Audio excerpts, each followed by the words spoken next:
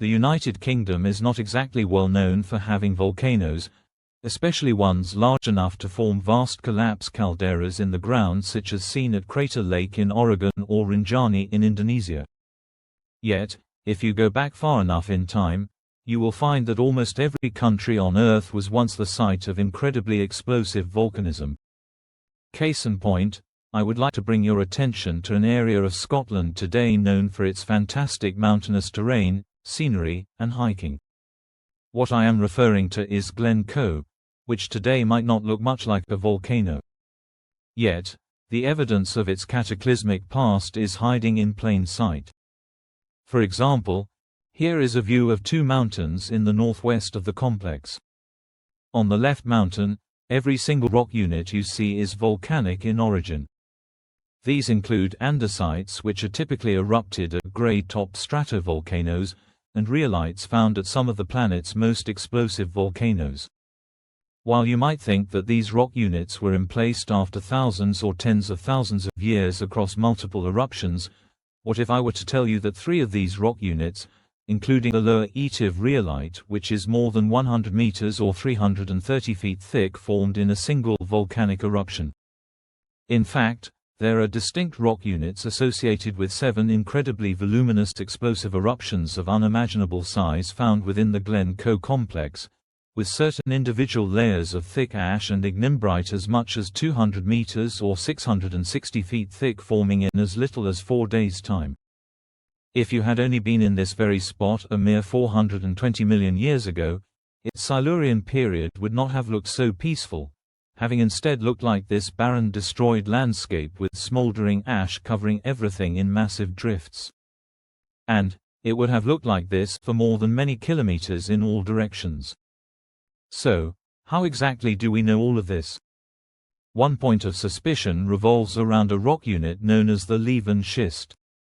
To the west of Dalnes, Scotland, this 730 million-year-old rock unit comprises the tallest peak of many of the region's mountains, which goes on for a fair distance.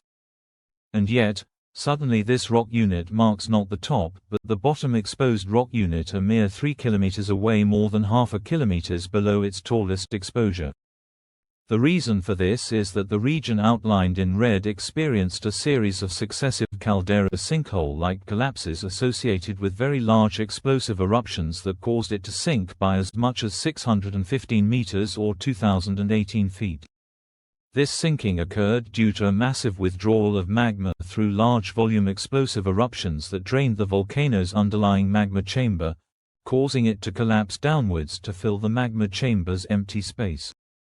While it is incredibly difficult to know for sure how large these ancient Silurian period eruptions were, I have created a truly rough series of estimates for the volumes of the 7 largest eruptions the Glen Coe caldera produced. These eruptions likely occurred across a timespan of 2.5 million years between 422 and 419.5 million years ago. These major eruptions produced widespread caldera-forming eruptions, pyroclastic flows, resulting in the deposition of a welded rock type known as ignimbrite. After initial highly explosive but not Plinian eruptive activity happened 422 million years ago, 3 closely spaced major rhyolite explosive eruptions followed, emplacing what are known as the Eyjafjallajökull rhyolites. The effusion of andesitic lava followed these eruptions, emplacing an extensive unit of material. 2 caldera-forming eruptions followed, via what are known as the Three Sisters ignimbrites. More andesite lava effusion occurred, some of which involved distinct eruptions emplacing multiple cubic kilometers of viscous lava. The last 2 caldera-forming eruptions followed via what are known as the Dalnes ignimbrites. Erosion, hundreds of millions of erosion followed, exposing some previously buried igneous rock on the surface, while preferentially eroding away any regional sedimentary rock. During the Pleistocene Ice Age, glaciers repeatedly carved away at the rock units of Glen Coe, exposing its numerous volcanic layers to the world, and separating previously connected swaths of rock with valleys. Today, what remains is a fascinating example of large-volume explosive volcanic eruptions during a different time in the planet's geologic history.